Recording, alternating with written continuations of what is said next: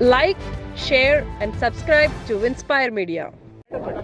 నేను నిన్న గాంధీ భవన్లో మాట్లాడేటప్పుడు మరి కేటీఆర్ గారు క్యారెక్టర్ గురించి మరి వారి గతంలో వారు చేసినటువంటి కార్యక్రమాల గురించి మహిళల మీద వారికి ఉన్నటువంటి మరి చులకన భావం గురించి మాట్లాడుతూ మరి ఆయన నన్ను రొచ్చగొట్టే విధంగా మాట్లాడినప్పుడు నేను భావోద్వేగానికి లోనై మరి కొన్ని ఆయన మీద నేను విమర్శలు చేయాల్సిన అవసరం వచ్చింది.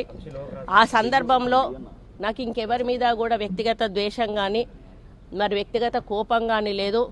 అనుకోని ఆ సందర్భంలో ఒక కుటుంబం మాట నేను తీయడం ఏదైతే ఉందో అది అనుకోకుండా నా నోటి నుంచి జరగడం జరిగింది.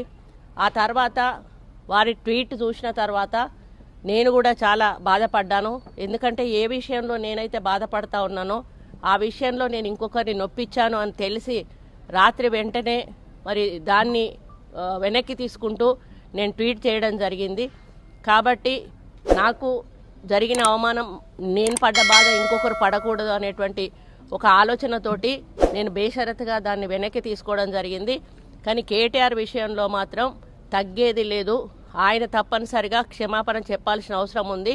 ఆయనే చేసేదంతా చేసి ఈరోజు నన్ను క్షమాపణ చెప్పాలి అని డిమాండ్ చేయడం ఏదైతే ఉందో మరి దొంగ అని తనే దొంగ అని అరిచినట్టుగా ఉంది. ఆ విషయంలో మాత్రం ఎట్టి పరిస్థితుల్లో కూడా వెనక్కి తగ్గేది లేదు. Like, share and subscribe to Inspire Media.